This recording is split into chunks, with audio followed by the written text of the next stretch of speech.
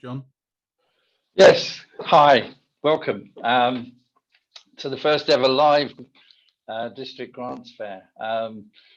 Today it's this is a living grants fair. The aim really is to get to present current projects that people have put forward, and also carrying on. All these projects will be on the district website, so people can have a look at them, and obviously if there's interest from other clubs, obviously they can ask the presenters to actually give their presentation live at your maybe your Zoom district your club meetings. But on behalf of Jonathan and the foundation team, we got some really good projects. We got 9 today, 5 international, 3 UK, and 1 hybrid. And that's Bill Redmayne's. So what I'll do is, because of time, I'll introduce Dave Pritchard and Jeffrey Harrison to give their presentation on the Kambuli Secondary School project. Okay, hello everyone. We're David and Jeff from Wroxham Bure Valley Club. And having just seen the public image presentation, I feel I should have a new logo up on the slides everywhere, but hey ho. So Jeff recently joined us from North Walsham Rotary, where he's been organising projects in this area of Western Zambia since 2013. And we're particularly interested in a water borehole that he wants to put down there. If you move to the next slide, please. This is Western Zambia. For those who don't know, in the left, you can see where Zambia is. It's a landlocked country in the southern half of Africa. And the area we're talking about is around the town of Mongu, close to the Kalahari Desert and in the floodplain of the Zambezi. It's a very poor part of Zambia, partly because the local Lozi tribe don't get on with the Lusaka government. They're a different tribe. And so they don't get very much funding. And the wealthy parts of Zambia are really, well, you can see where the Democratic Republic of Congo has inched into Zambia. That's where the diamonds are. And there's other minerals in the parts of Zambia. It's the copper belt up north of Lusaka. So the Mongu district is very poor. And there's very poor schools. They don't get much funding. And the area is sandy, has seasonal flooding, and we would like to help one of the schools which does not have fresh, reliable water. So the next slide, please, and over to Jeff. Okay, the school is a secondary school. Zambia funds, government funds education up to age 14, but not over. There are 872 pupils. Their only water source at the moment is an erratic supply from the Water and Sewage Company. An erratic supply is not adequate for a school at all, and there's fixed charge regardless of the quality and amount of water that is delivered. Sometimes it's very high in iron. So they require it, obviously, to prevent diseases. They need a lot of hand washing.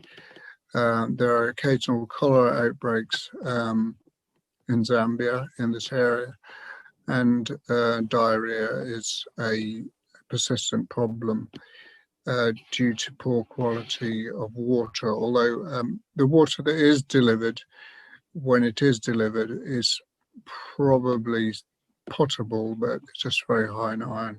Next slide, please. So in 2013, we started to fund a preschool. This is under the age of 7, which had no safe water supply, and we paid to have this hand borehole drilled so that these children had first safe water that they ever had. And you can see the blue tab there, which shows it came from a district grant and from North Walsham. Next slide, please. The type of pump that is required at the school will not be a hand pump, but will be have an electric pump on top. And there it will be encased in this one, which is one which we funded for the Trades Training Institute in the same town, where older young people can get training in this case for agriculture, and they needed it for irrigation. Next slide, please. And just to summarise then, we're looking for £2,500, of which Wroxham Bure Valley have pledged 500. We're hoping for a district grant to match that, and we're looking for further funding from other clubs. If you're interested in helping with this, please contact Jeff Harrison on the email or phone number below. You can see a breakdown of the costs there. So we're aiming for water and sanitation, disease prevention and child health. Thank you very much. Thank you, David, and Jeff. I'll go on to the next one, which is Mark Little and Safe House in India. And we go to Mark for that one. Good morning, everyone. According to the International Labour Organization and the War Cree Foundation, there were at least 40 million people enslaved worldwide in 2016. 5 million of that number involves women and girls being exploited into forced commercial sexual exploitation. 70% of those forced to sell their bodies live and work in Asia. The Asian city, which has the greatest number of what I call female youth body markets, is Kolkata in West Bengal, India. Here there are 7 red light districts, and the largest, oldest, and most notorious is Sonagachi. These brothels are visited by thousands of men each day, hell-bent on spending a few rupees for a few moments of pleasure. But for the thousands of girls who live and work there, each brothel is a place of pain. Very few of the sex workers are there by choice, because most of them have been trafficked into the flesh trade against their will. And it is fear, not chains, which keeps them in slavery. West Bengal's geographical location in India explains why Kolkata has so many red light districts, why one of those red light districts, i.e. Sonagachi, is the largest in the world, and why Kolkata has the highest number of human trafficking cases in India. You see, the state of West Bengal shares a border with 3 countries, that's Nepal, Bangladesh, and Bhutan. Human trafficking is easy because it's so much easier there because there are too many unmanned border points. And with regard to Nepal and India, a 1950 treaty allows free movement between the 2 countries. Nepalese women and girls are highly desired in India because they have fairer skins. Thus, as a result of its position in West Bengal, Kolkata has become the biggest transit hub in India for trafficking women and girls, particularly from Nepal. The lack of anti-slavery NGOs, as well as safe houses to accommodate and rehabilitate the survivors of sex slavery, is becoming a major problem for Kolkata and its regions. However, an anti-slavery organization in another part of India called You Can Free Us is now offering to set up a safe house in Kolkata. You Can Free Us already operates 3 safe houses in Mumbai, which accommodates 42 women and girls, as well as a very fine training center. The club and I have been working with this organization for a number of years. Here is a photo of the 32-seater coach which we purchased in October 2018. Me on the coach with the girls a few months later in Mumbai, one of me visiting a safe house and visiting their training center. The club and I are aiming to help the organization, but only with the setup costs of the equipment, which is estimated to £16,000. That's excluding the £9,000 for the deposit, lease deposit. I have a detailed breakdown of the required equipment, which I can send to any club which chooses or wishes to help with this project. Rotarians, we each have a responsibility to do something to help these victims and to try and end slavery. As Edmund Burke said, all that is necessary for the triumph of evil is for good men to do nothing.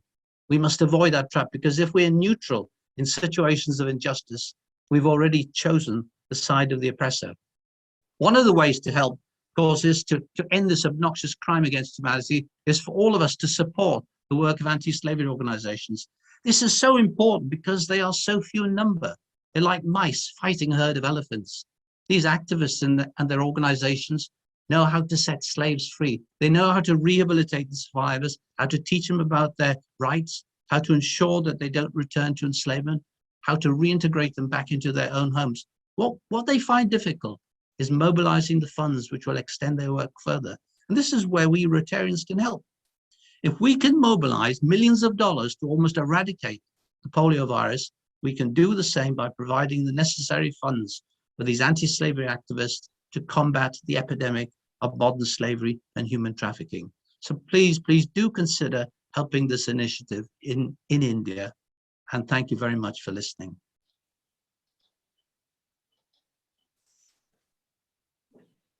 Thank you, Mark. It's good that presenters are keeping to their 5 minutes. This is really good. The next presentation is from Anna Cottrell, Rotary Club of Norwich, and it's Model Inclusive Schools in Ghana. I'd like to bring Anna to the stage. Right, good morning, everybody. So there's our title, which everybody knows, the Model Inclusive School Project Hope Ghana. And our strength, I'd just like to say at the beginning, our strength, I think, is in offering hope and continuity in an uncertain and frightening world. We've been going with this project for a while now, and in this presentation, you will see the development of the project. We've got to a point when we've got real hope that we're offering to the people that we are trying to help out in Ghana. So first picture, please. So I've just given a bit of background. In 2000, many countries, including Ghana, signed up to the Millennium Development Goals. And among these goals was the commitment to offer every child a free primary education. This was followed by a great surge of hope. By bit, the inactivity led to the fading of this hope. Next, please. So then came the Sustainable Development Goals in 2016, which there was a renewed faith in the commitment to these humanitarian values. 2016 saw the introduction of the Sustainable Development Goals, which stressed social inclusion. No one should be left behind. There was to be equitable quality education for all. Could all really mean those with a disability, any kind of disability? Hope was rekindled, but only, it seemed, on paper. Next.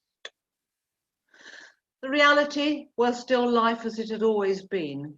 What was on offer for Maunyo, bright as a button, in spite of spending every hour of her life, and I mean just that, every hour of her life in this bowl, just as she has done since birth? Could she hope for change? Next, please. Maunyo was born before the changes in approach could be effected. But what of this little lad? He was born in 2017, but who will offer him a life beyond his bowl? Who will offer him a quality education? His legs are not working, but his brain? So where were the people with the power and the influence to initiate change, to begin the journey towards social and educational inclusion? Put simply, they were out of sight, keeping their heads well below the parapet. It was up to Carrie Brown, a young American who had been living in Ghana since 2006, and myself in the UK, but well experienced in life in Ghana, to take up the challenge of offering a new way forward. It would be a long and difficult journey, as we had first to tackle traditional beliefs about disability being equated with the devil and the spirit world. These children were part of a necessary process of the expiation of family sins. Their suffering meant that the price had been paid and family honour was able to continue untainted. Next, please. So preparing the way, and over the next 2 or 3 years, Carrie's advocacy work took her into the many villages around Ho, talking again and again to the parents of children with a disability and persuading them to come out of their houses, to form parent support groups. These were crucial, considering that many of the children had been hidden away from birth, and little by little they all gained in confidence and awareness of their rights. My advocacy work took me to the International Services Committee of the Rotary Club of Norwich, where Carrie's and my ideas were greeted with much interest and support. Next, please. In tangible terms, all we had in 2017 was this land secured on a long-term lease after many difficult meetings. But our major need was for money to build a centre, a safe and caring haven for families. Next, please. To our joy, Australia Aid came to our rescue. They loved our ideas and gave us a grant to build our resource and assessment centre on the land. This is commissioning day in 2019, proclaiming hope and trust in the future. Next, please. A resource and assessment centre. But what resources? What assessments could we make? The building was empty. In 2019, the Rotary Club of Norwich approached PhysioNet in Yorkshire, which is a Rotary organisation, to collect together a fantastic collection of either new or totally renovated paediatric equipment, which was piled into a 40-foot container and sent to Tema Port in Ghana and then overland to Ho. We were also helped with a district grant for this. Now the wheels were starting to turn and the spirit world was on the verge of loosening its grip. Next, please. A real moment of joy, unloading the container in Ho. So there were wheelchairs, standing frames, walking frames, Zimmers, crutches, mats, special boots, etc., etc. Next, please. The therapists and technicians from Ho Teaching Hospital came to learn how to fit and use the equipment, much of which they had never seen before.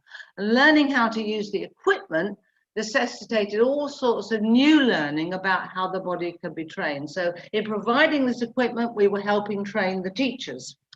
The joy which the equipment brought to the children was overwhelming. For many, standing was a new experience, a triumph, as you can see from these children. Paper-based technology is a technology developed in the UK and has been used to provide extra furniture. Cheap to make, a piece can last a year to 18 months before being replaced. Thank you. Having learned of the project in Ho, the Rotary Club of Nice, the Rotary Club of Norwich's twin club in France, was able to secure a district grant to provide water tanks for storing rainwater and a diesel pump so that the toilets could be used. Our grateful thanks to Rotary Club of Nice. Thank you. Essential as the rain is to provide water, it soon gave rise to a problem of access for all new users of the centre. As you can see, there's the centre. But to our delight, Franciscan Aid gave us a grant to build the much needed road leading from the highway to the centre. Thank you, Franciscan Aid. Thank you. So what else could we possibly wish for? To understand our next development, you need to meet Samson, born with only one proper leg. The rest of his body and his brain function normally. So what was the problem? Next, please. Put simply, Samson couldn't go to school. Why? Reason one, he might just be a devil child. Although the local population was seeing children with a disability coming and going at the centre, it was a much greater leap forward to accept them in school, mixing with their able-bodied peers. And reason two, there are no ramps and access to all the classrooms involves steps, frequently narrow and broken. It was too much to ask of a child dependent on crutches. Next, please. A very generous donor in the UK paid for Samson to have a prosthesis, which he adapted to remarkably quickly. Thank you. Problem solved? Surely Samson would go to school now, but no, he couldn't because the head of the local school insisted on him wearing short trousers. Why? Local policy, school policy rather. Why does Samson need short trousers? Or why does he need long trousers? Putting aside any wish to conceal the prosthesis, the consultant advised keeping it covered to provide for some protection for it. So that should have said, why does Samson need long trousers? Very fortunately, the head of a fee-paying school has allowed Samson to attend school wearing long trousers. A group from the Rotary Club of Norwich is paying his fees. Happy boy. Thank you. But what about these children who are learning to walk and talk? Don't they deserve that promised education? Where do they figure in that fair and equitable education for all? Thank you. Creating that fair and equitable future. As more and more children pass through the hands of the therapists working both at the hospital and at the centre, we see them ready for so much that life should offer them. Learning to walk and talk is wonderful, but as in the normal way of things, they are increasingly ready for further challenges, further opportunities. Once given these opportunities, there is no reason why they cannot contribute to the economic and social development of their country, instead of being the drain they have been forced to be for so very long. Thank you. Once again, we have a plan, and once again, Australia Aid is preparing to help realising it. This will be the nursery and kindergarten block.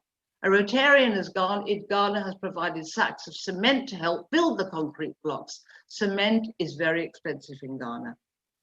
Thank you. The Model Inclusive School. This has always been our project title, and Samson's experience has been a timely reminder of the need to provide our own school, where children both with and without a disability will be given the education which is appropriate to their needs. As the children learn side by side, we hope to dispel the fear and prejudice which traditional society holds towards all those with a disability. Our belief is that once we provide a school, local children will soon arrive as their parents begin to accept that there is nothing to fear from disability. Moreover, there is currently no school in the community around the Resource and Assessment Centre, so local children currently have to make a long journey for their education. And it will be a model school, as we believe that heads from other schools will visit and begin to think about the possibility of doing the very same thing. As we know, success breeds success. Next, please. But once again, Rotary has a vital role to play. The new building, which Australia Aid is giving us the money to build, but it will be no more than a shell unless we can provide all the specialist equipment needed for the teaching and learning. Equipment is a given for us in the developed world, but all teaching and learning materials and equipment are costly, and we need to provide across the range of ability. Our successful track record to date with the HO project gives us confidence to take this next step to establish the Model Inclusive School. It's time for the Rotary Club of Norwich to start preparing the way for applying for a global grant, and we're asking for your help. Any contributions you can make towards the equipment for these children will be enormously appreciated. We know that, like us, you support the aim of creating a more fair and just society, and our Model Inclusive School project in Ho, Ghana presents a wonderful opportunity to do so. With my close connection with Carrie Brown and the Keckley Foundation, feedback is quick and consistent. You will not be disappointed. Next, please. And a thank you. All these children have a disability. None of those children, there's Samson at the very end, who I told you he now has got a place in a private school, but not in a state school. None of the others are allowed into school yet. They've got that far through the use of the equipment that we provided through PhysioNet. They're all able to stand now, they've all got some speech, but they cannot get into a school. So this is why we really do have to provide this inclusive school. Thank you. Can I just finish, however, by saying that Tom Griffin, who says he can't be here today, but he wanted us to say that Ho Project, he's seen the PowerPoint. He said Ho Project is a good one and worthy of support. That is from our own Tom Griffin. Thank you. Thank you, Anna, for that presentation. So moving quickly on, we'll move on to Ian Rossiter from Ipswich Rotary Club, and it's school toilets and washroom in Moldova. Ian. Yep. Good morning, everybody. I hope you can all see this. This is a joint project between Ipswich Rotary and Billericay Mayflower. And where is it to take place? Well, when we think about it, we always tend to think about poverty and lack of access to schools, etc., as being something peculiar to Africa or Asia.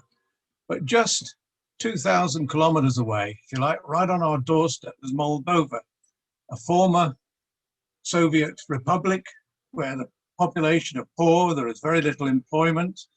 Within Moldova, we have a village, Grădinița. Now, why have we chosen this one? Well, in recent years, Ipswich has worked with Teach, a local East Anglian charity that has gone out every year to Moldova to do toilets, and then gone out again at Christmas to deliver shoe boxes.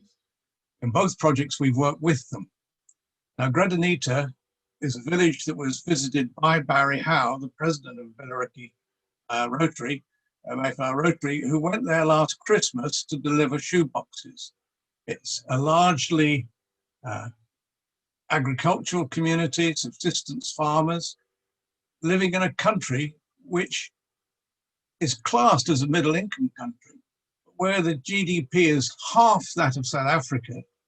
It's roughly the same as Swaziland, or now Eswatini. It's a quarter that of Romania, and it's about 8% of that of the UK. A third of the population live under the international datum of £1.45 a day to measure poverty. Most of the rural schools out there, they don't have water. The infrastructure in Moldova is extremely poor. There are very few tarmac roads. Most of the roads are gravel or engineered earth, and horse-drawn traffic is very popular, but more common than anything else. Housing is poor quality. This is typical of a Moldovan rural house. You will see on the roof, it's asbestos. Bit of a health problem, but they have no choice. Water quality is poor. Most houses draw their water from wells. Wells where the fluoride content is high, leading to obviously the dental problems and other issues. Now, what is the project that we're looking at? Well, we're looking at upgrading the toilets at this particular school, the school in Grădinița. This is the current school toilet block. These are the boys' toilets in this block. Just 4 holes in the ground. This is the girls' toilet. Okay, they've got tiled floors, but they are just holes in the ground, no doors, no privacy.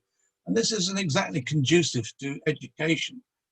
Girls, it can be a particular problem at certain times of the month, shall we say. They don't want to go to school when they have to sit or visit toilets that are like this. There are no hand washing facilities. And when we have our dear Prime Minister standing up to hands wash face, hand face space, these children can't wash their hands, not even when they go to the toilet and not even during the day. Now, this is what we're looking to try and construct. This has been built before. This is a previous project carried out by Teach. The boys' toilets with the urinal, hand washing facilities, and hot water on site. Girls' toilets would be separate cubicles, again with hand washing facilities, hand drying facilities. And in our case, we're going to be putting a laundry in. Now, how are we going to do it? We're going to use local labor. We have already a builder out there, name of Romeo, who helped out Teach and built a school last August built the toilets at the school last August because Teach couldn't go out last August because of the COVID. Local authority is going to put in the sewage and provide mains water. And we're going to get the Chisinau Rotary Club involved. They will oversee the work, if you like, from a distance, and they will also handle the money for us. The main sponsor is Billericay Mayfire Club. They will manage the finances and be responsible for the stewardship. And Barry hopes to go out again either later this year or again at Christmas to actually oversee it. These are what we're proposing. We have 2 rooms inside the school at the moment. They're just unused storerooms in poor repair. We're going to knock the intervening wall down, build a new wall, put in partitions, girls on the right with 3 toilets, 2 toilets and urinals for the boys, washing facilities and a laundry with a boiler and a washing machine so that kit and school towels and things can be washed. The estimated cost is roughly £5,500 if we put in a bit of a currency fluctuation, because we had to convert it from Moldovan currency, and put in a 10% physical contingency for things that might surprise us, we come out to just a little over £6,000. Currently, we have committed about 4,000. There is a teacher in Billericay who's going to walk 158 miles to raise money for her school, and half the money will go to this project. We're actually looking for roughly another £2,000 from clubs, and the clubs are more than welcome to come and join us. If you wish to find out more about it with either Barry or myself, we'll gladly talk to you. Our details are on screen. Thank you very much. This is an inter-club project, and it's even an inter-district project along the lines of the new district cooperation we are now in. Thank you very much. Thank you, Ian. I've answered. The next one is Peter Tusker from Rotary Club of Kings Lynn Priory, and it's water for the Grace Home Orphanage in Nepal. Thank you. Thank you very much. Right. Okay, thank you very much. So the Grace Home Orphanage in Kathmandu. So this orphanage in Kathmandu in Nepal provides a safe home for some of the most deprived children in the world. The children who've been abandoned by their parents or orphaned, they'd otherwise be living on the streets. They're provided with food, clothing, education, medical care, friendship, and love in this orphanage. In short, they're provided with a home. There are 3 slides now showing some of the originals. If you could show those slides for me. So there's one of the little orphans, and he put welcome to Grace Home. And the next one, that is their yard, their playground. And you can see the pretty awful conditions behind. And the next one, their kitchen. And the final one, their sleeping accommodation. So these were pretty basic basic situations. One of our members, John Harrison, has been providing support to the Grace Orphanage for over many years, having visited it several times after trekking in Nepal. He's very familiar with how it was set up and the progress since. Next slide, you see a picture of the children getting ready for school. As traditional Rotarians, they're all wearing ties, actually, look. But the next one also shows a lovely picture of John at the orphanage with most of the children. Now, for various reasons, the orphanage is no longer sited in the main city centre. It's still very basic, but it's a new build. It's basically because the original one was sited on rented land, and the Gurkha who owned it wanted the money back, wanted this site back. So a makeshift one was built further afield, and that was destroyed in the earthquake of 2015.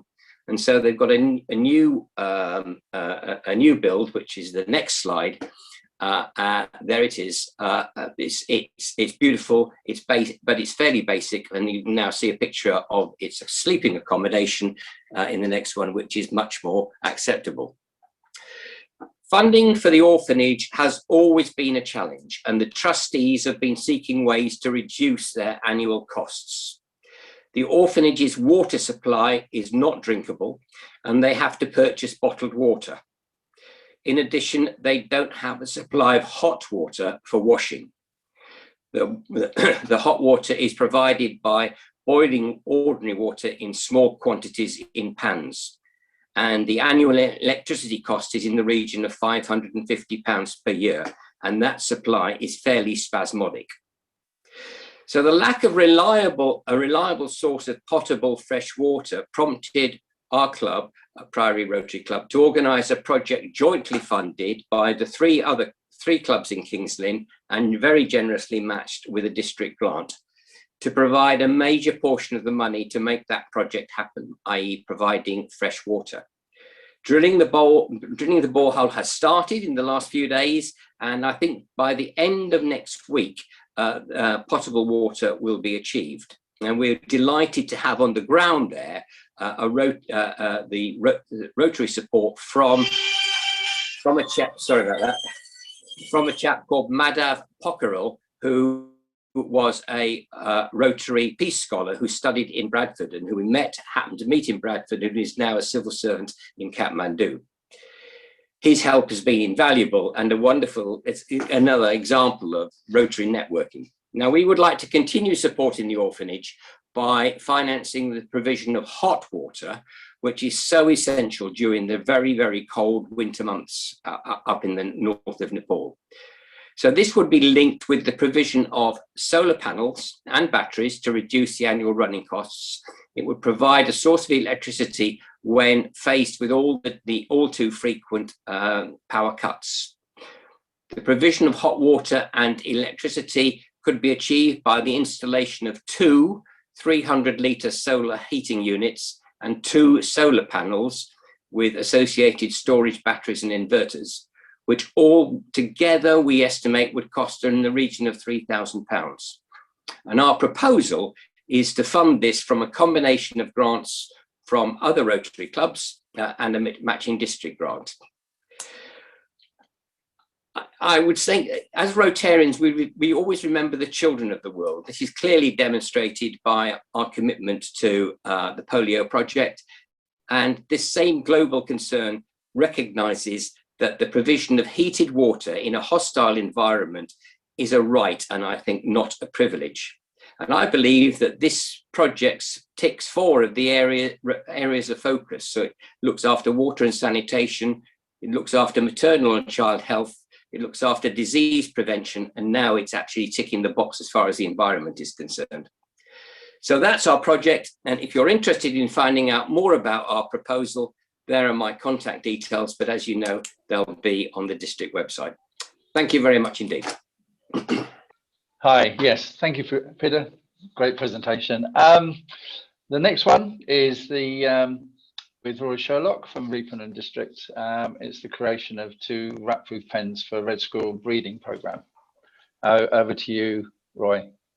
Good afternoon, everyone. Thank you for your attention.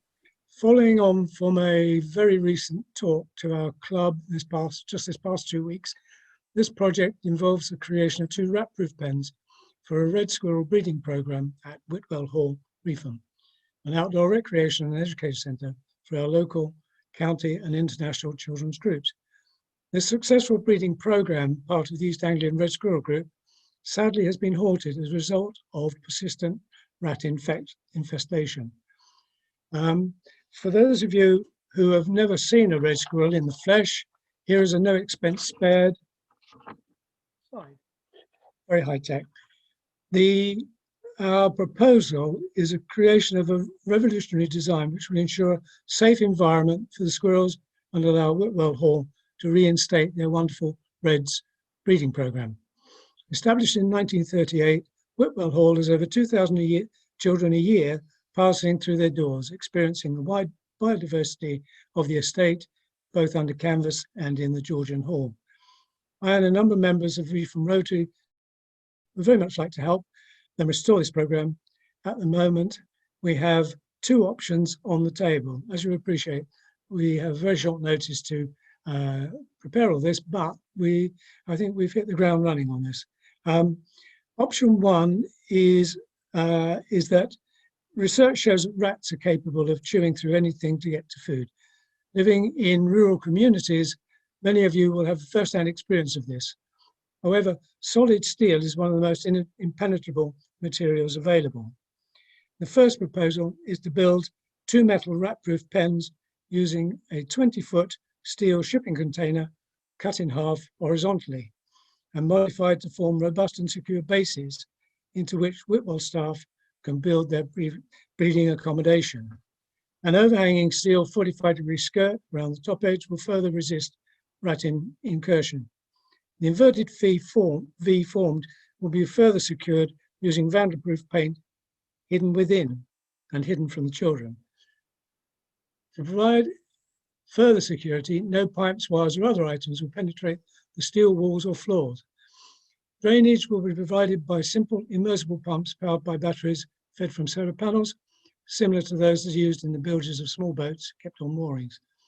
The project will provide both major educational and environmental benefits, with the squirrels being a major part of the children's experience at the hall.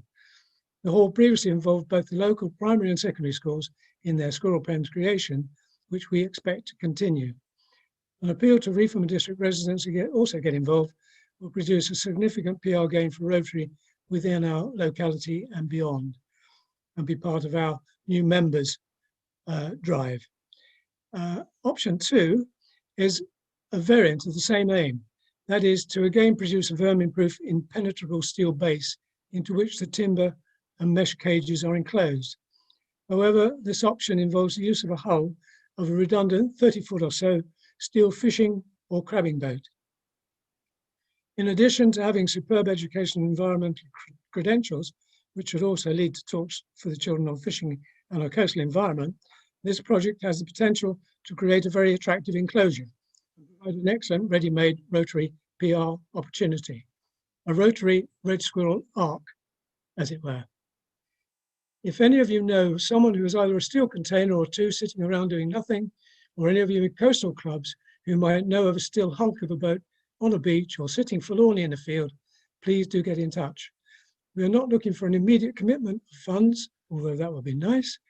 At this point in time, it would just be good to receive a short email to say, yes, our club may be interested in supporting this project.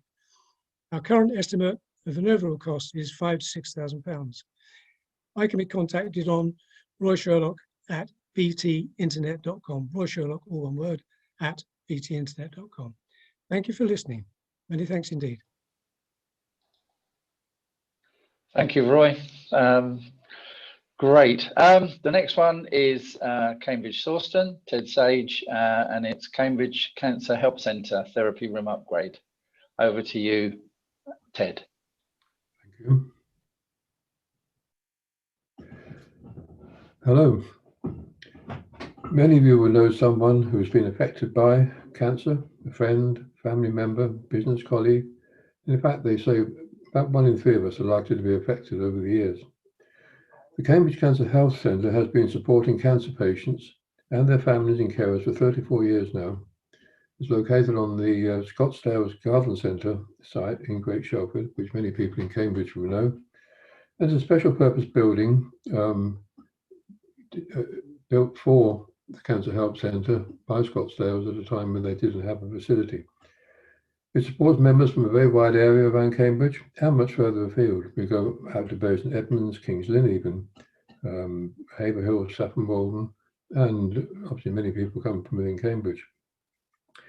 I've been a member of the Rotary Club of Cambridge Sawston for about 10 years now, and during that time I've been chair of the trustees of the Cancer Help Centre. And from the time the building was developed, I've been instrumental with the club in helping to get them updated with the new IT systems, new therapy rooms, new furniture. And we currently support about 350 members on our database at the moment. Essentially, it's a safe haven for friendship and support by people affected by cancer. It helps to deal with the impact of cancer in daily life. It is not a medical centre, but it does offer complementary therapies, dedicated therapy rooms, and just a place to meet and chat and discuss the problems that people have. We did continue to operate all during lockdown. During that time, we offer virtual support to anyone affected by cancer, their families, carers and friends. And in fact, our support was considered to be invaluable, actually, particularly the emotional and bereavement support that provided by trained counsellors. We offer guided imagery to help people relax, mindfulness and relaxation courses, fatigue management, the Macmillan Hope course, which teaches people to live with cancer and what the symptoms are and how to minimise them themselves. But also even talking together, just a time to chat. People miss being able to meet in the centre and just talk, have coffee, have a chat. Now they can do that online. But particularly we have selected self-help therapies. And on the next slide, please. And on the 12th of April, we were able to open again. What we offer in the way of therapies is things like aromatherapies, Bowen technique, Indian head massage, all the different sorts of therapies that people find relaxing. And they are a key part of our offering and are delivered in 3 well-equipped therapy rooms. Courses are presented in 2 other different screened off areas. We have a service of a number of qualified complementary therapies and also a Macmillan lead trainer. And they all provide the various therapies and training courses offered to members free of charge. I'd appreciate COVID security is very important to people who are vulnerable, particularly in the therapy rooms, in a one-on-one situation. Airborne transmission risk is of concern, and we know that it should be reduced as far as it possibly can. And in fact, talking to members, they are keen to come back, but they're still concerned, rightly, I guess, about the risk of COVID. And we need to improve their confidence and also improve the utilisation of the various therapy rooms that we have. Every day we're getting phone calls from people saying, when can we come back to the centre? When can we have our therapies again? So we believe the best, next slide please. We believe the best way for Rotary to support this excellent charity is for clubs to sponsor specialist air purification units. We want to put one in each of the therapy rooms where courses, and also where courses are delivered too, if we can. We estimate that medical standard units, like the one on the slide there, will cost about £1,000 per unit. We would do all the work in specifying and purchasing the equipment, but we just need 4 more clubs to help us to bring 5 air purification units into the centre. And with the help of a district grant of up to £500, a club donating £500 could have their own unit labelled donated by the Rotary Club of XYZ. We're very keen to get this going. Next slide, please. The next picture is just a typical therapy room. So you'll see that we do have professional standard therapy benches, a seating area for people when they're being counselled. And the other 2 rooms are much the same sort of thing, just very in different sizes. What we would like is for other clubs to help us. Next slide, please. And if you'd like to get in touch or ask us to speak at one of your meetings or provide you with more information about the centre, please let us know. My name and email address are on the slide. And the centre website, if you want to check on all the sort of things that we do, because there's a great deal more information on the site, which I couldn't show on this short presentation, is shown on the screen. Do feel free to get in touch or look at our Facebook page. We'd love very much to hear from you. Thank you. Thank you, Ted. Great presentation. The next presentation is from Bill Redmayne from Wisbech, and it's a Project Trust Gap Year Education. Over to you, Bill. Thank you very much indeed. Good afternoon, everyone. I will be very brief. You can see we're talking about the gap year for talented young people. We have a young lady called Jodie Rhodes, who's intelligent, focused, and mature for her age. She is a sixth form student at the Spalding High School. Her A-levels are law, psychology and maths. She has gone through a challenging 3-day selection program to achieve her objective of spending a year teaching English at a secondary school in Honduras, one of the most deprived countries in the third world. She has to raise £7,000 to achieve this. Rotary Club of Wisbech will be supporting her initially with a sum of £500, and we are seeking a matching grant of £500. We're doing many other things in the town to help her to raise this money, but we believe she would be an excellent ambassador for Rotary. Thank you very much indeed. Thank you, Bill. We'll finish this now because it's that's the end. But all these presentations will be available on the website, the grants website. Ian's putting them up. The good thing about it is they can be used. The presenters can be invited to your Zoom club evenings. So effectively, it's an ongoing grants fair, not just a one-off event in sunny Norfolk. With that, I'd like to thank all the presenters. What I'd like to do also is invite Ian and Jonathan to the stage, because one of the things here is that we've got Q&A. As I say, there are some questions and any questions you have, please send to, and we've got one email address here, and that's grants@rotaryeastanglia.co.uk. So these are sent, anything that comes through to here are sent to me, Jonathan, and Ian Graham, who's also handling grants with me. But the idea is that these can be used for this club meetings, but also as we keep saying, as Jonathan said, go to My Rotary in the Learning Centre. There's a lot of information on there around grants, global grants and district grants. So, I'll hand that over to Ian and Jonathan now. Thank you for attending. Well, thanks, John, and for everybody that's presented. And I'd also thank you for the time you've put into preparing some of the new projects, and obviously the ones that you're sustaining and trying to build on.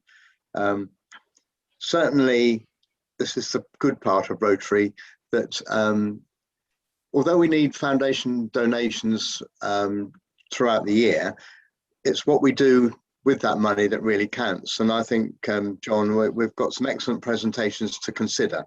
And it'd be exciting when we sit as our group deciding on who gets what and when, I guess. So thank you, everybody. Yeah. And thank you, Ian. Yeah.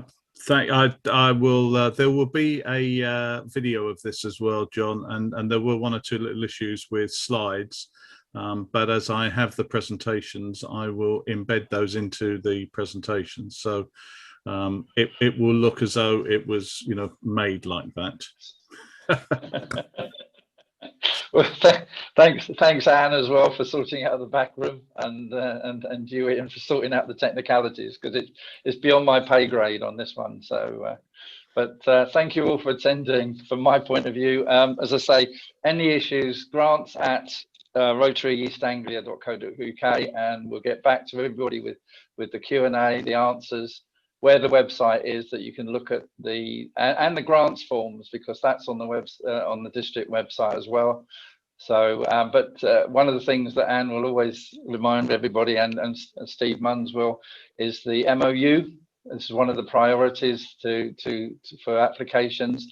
But that again is on My Rotary on the Learning Centre. It's a grants learning program, and then obviously we become logged into the club for applying for grants. But thank you again. Thanks, Jonathan. Thanks, Ian. And thanks, Anne.